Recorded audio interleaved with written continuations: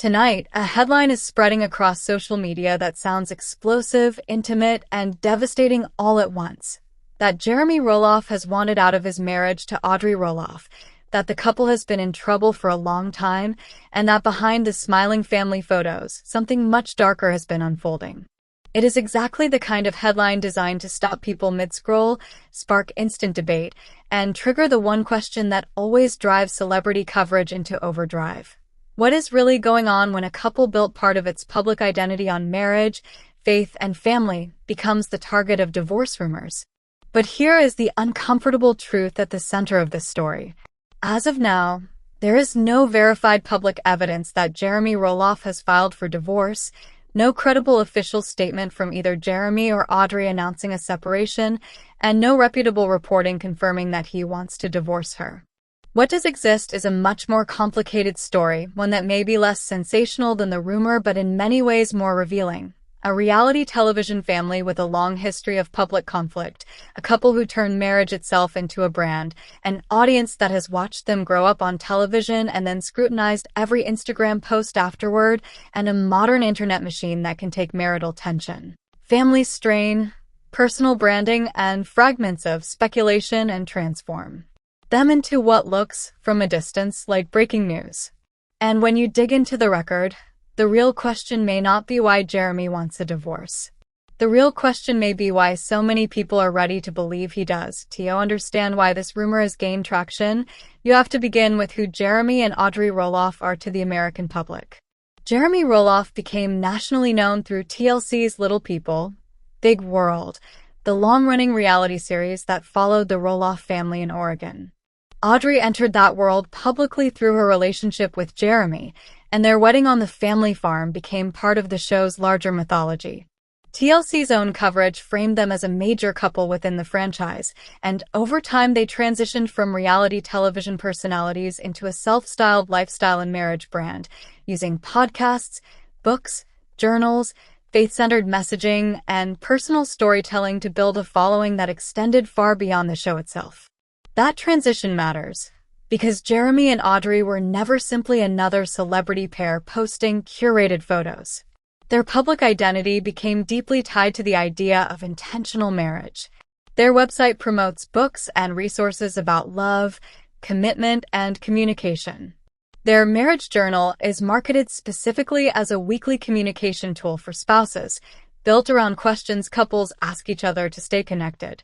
Their podcast description likewise presents Jeremy and Audrey together as a couple, inviting listeners into conversations about family, marriage, faith, and everyday life. In other words, marriage is not just part of their personal story. It is central to their public-facing business model and message.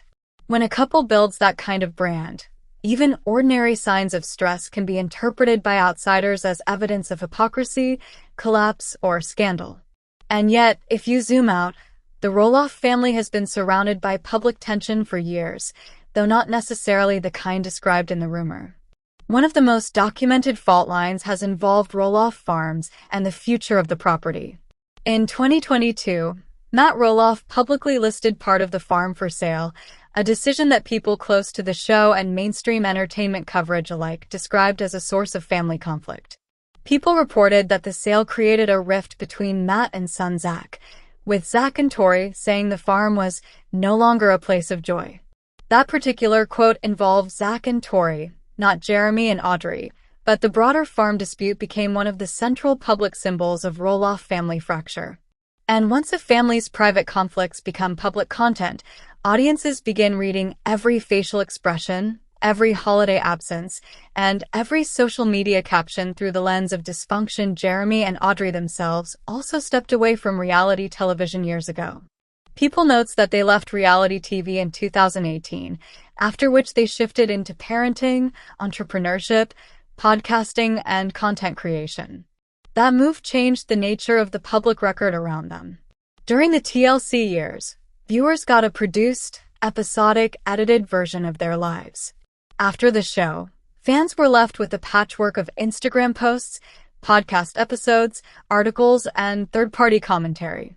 And in the absence of a weekly television narrative, the internet often fills the vacuum with its own For public figures like the Roloffs, the line between people are speculating and people think this is probably true can become dangerously thin.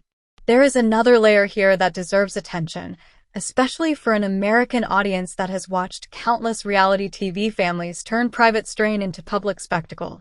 The Roloffs are not just a celebrity family. They are a family Americans have known for 2 decades, a family that many viewers feel they grew up with. Little People, Big World premiered in 2006, and the family's milestones, marriages, children, breakups, farm drama, generational tension, have played out in a way that invites deep parasocial investment. When the public watches a family for that long, viewers no longer consume updates the way they would with a random celebrity. They interpret them like chapters in a saga. That emotional familiarity makes rumors more combustible, because they do not feel abstract. They feel personal. Then there is the fact that Jeremy and Audrey's public image is highly curated and intensely values-driven. For supporters, that reads as intentional living. For critics, it can read as polished, performative, and overly controlled. Whenever a public couple emphasizes principles like marriage, faith, family structure, or relational discipline, there is often a backlash constituency waiting to point out any inconsistency. Some viewers admire the effort. Others treat the brand itself as a setup for a future fall. That dynamic is not unique to the Roloffs, but it is central to understanding why this kind of divorce rumor finds such fertile ground. The more idealized the image, the more satisfying some corners of the internet find the possibility of exposing cracks in it, and so by the time this latest title begins circulating, it lands in an environment already primed for maximum reaction. There is a family with a known history of conflict. There is a couple whose marriage is part of their public brand. There are years of fan speculation about tension, authenticity, and image management. There is an audience accustomed to reading tea leaves from social media. And there is a content economy that rewards dramatic certainty far more than careful verification. That is the context in which this rumor should be understood, not as a proven revelation, but as a product of a public narrative ecosystem that has been building for a long time. So what exactly can be confirmed at this moment? First, Jeremy and Audrey Roloff are still publicly operating together through their shared projects. Their marriage and lifestyle website remains live and actively frames them as co-authors and co-creators. Their Apple Podcasts listing identifies the show as belonging to Jeremy and Audrey Roloff and describes the podcast as centered on family, kids, and marriage.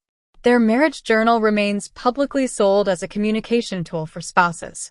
Those details do not prove the absence of marital problems, because public branding can outlast private harmony.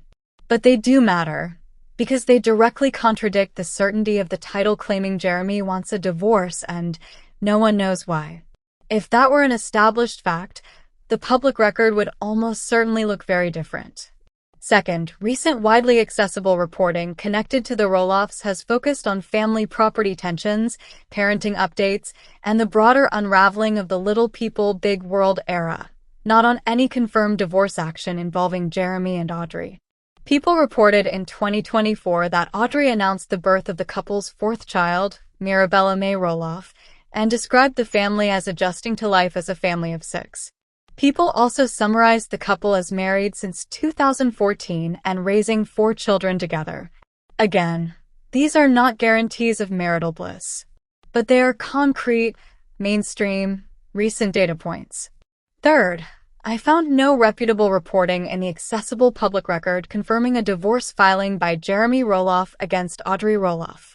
The Oregon Judicial Department's online portal page explains where court dates and basic case information can be accessed, but at the time of access, the online record search itself was unavailable.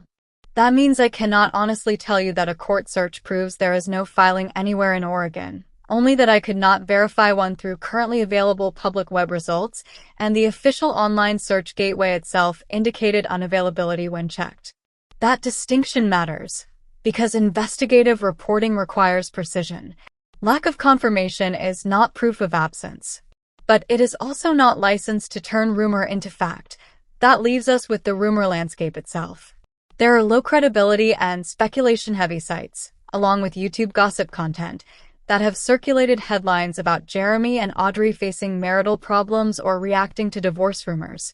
But these are not the same as verified evidence, and they often rely on interpretation of social media tone, audience gossip, or previously known disagreements rather than court documents or direct statements. In the ecosystem of entertainment rumor coverage, titles are often written to imply certainty that the underlying reporting does not actually possess.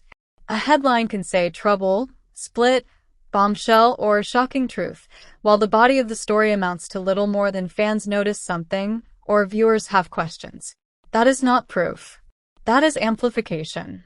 What is documented, however, is that the broader Roloff story has included real strain. The public farm dispute placed financial, emotional, and symbolic pressure on family relationships. Matt Roloff's sale decision became a flashpoint inside the larger family narrative. Zach and Tori publicly exited the show after 25 seasons, describing their final season as difficult and saying that chapter had closed. That is significant because it reinforces the idea that the Roloff family brand, as Americans knew it through TLC, has been fragmenting in visible ways. For viewers, that kind of structural breakdown around the family can easily bleed into assumptions about individual marriages, even when those assumptions are not substantiated, and that, perhaps, is the most important breaking detail of all. The title claims certainty about a divorce desire and uncertainty only about the reason. The verified record suggests almost the opposite. The reason is not the missing piece. The foundational claim itself is the missing piece. We do not have credible public evidence that Jeremy has sought a divorce, announced a divorce, or been reported by reputable outlets as wanting a divorce. We do, however, have a public environment in which strained family history, curated branding, and endless online speculation make that rumor feel believable to many people. Believability, though, is not verification. And for journalism, that difference is everything. From a legal standpoint, the most responsible analysis begins with what has not been established. There is no verified public evidence in the material reviewed that Jeremy Roloff has filed for divorce. In the United States, divorce is not a vague emotional rumor when it becomes formal. It becomes a legal act. Petitions are filed. Courts process records.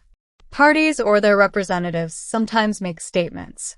Newsrooms, if the case has genuine public interest, verify documents before treating separation claims as fact.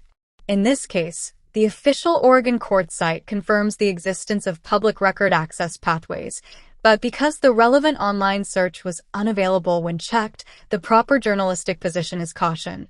No verified filing found through accessible public reporting, and no official statement located.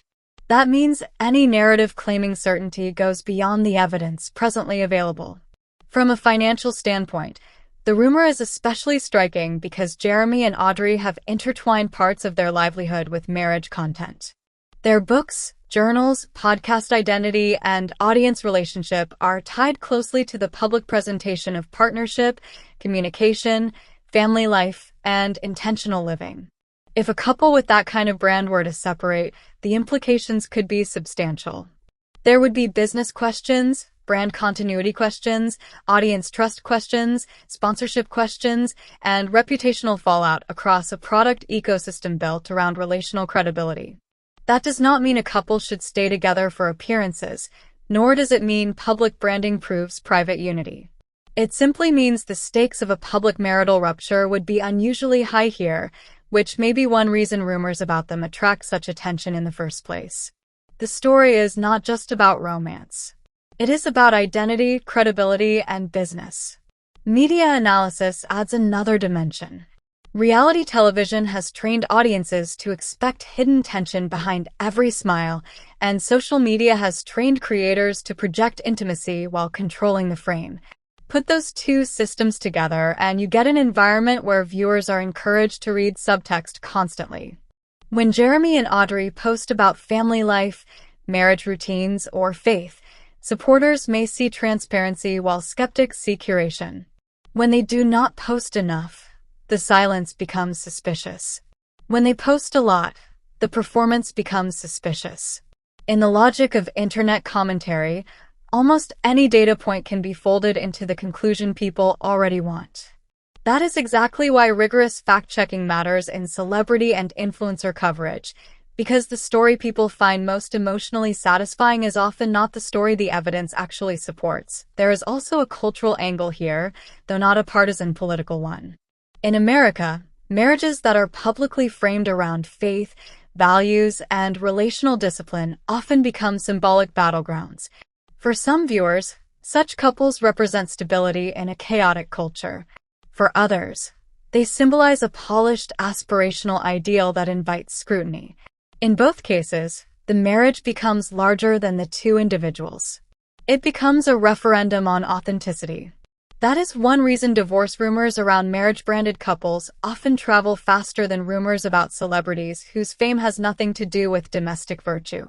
The narrative becomes irresistible because it appears to promise exposure of something hidden, either the collapse of an ideal or the proof that a carefully marketed version of family life was never as solid as it looked. Public reaction, as reflected in the rumor ecosystem, is driven not by documents but by inference. Fans and critics alike tend to cite things like demeanor, body language in photos, posting frequency, tone shifts, comments about hard seasons, or past discussions of marriage work. But seasoned reporting treats those as weak indicators at best. Many couples talk openly about doing work in marriage without being on the edge of divorce. In fact, Jeremy and Audrey's own public materials explicitly frame marriage as something requiring communication, check-ins, shared questions, and intentionality. If you already believe the relationship is failing, that can look like crisis management. If you take them at their word, it looks like the brand they have always promoted. Without stronger evidence, media interpretation easily drifts into projection. And finally, there is the credibility gap between mainstream reporting and gossip circulation. Reputable entertainment reporting tends to anchor major relationship claims in direct statements, representatives, legal filings, or on-the-record interviews. Rumor content, by contrast, often leans on emotionally loaded titles and speculative storytelling that creates an illusion of confirmation. When a viewer sees 10 videos all implying the same thing, repetition itself can start to feel like evidence, but repeated speculation is still speculation. An investigative standard requires more than volume. It requires proof. This is where the modern story really accelerates. A rumor like this does not spread because everyone has reviewed court records, compared source quality, and independently verified claims. It spreads because it hits multiple emotional triggers at once. It combines celebrity familiarity, family drama, marriage anxiety, possible hypocrisy, and mystery. The title itself is practically engineered for engagement. It tells audiences there has been trouble for a long time, introduces a supposed desire for divorce, and then leaves a gaping emotional vacuum with the phrase, "No one knows why." That final part is crucial. It invites the audience to become the detective, the judge, the therapist, and the jury all at once.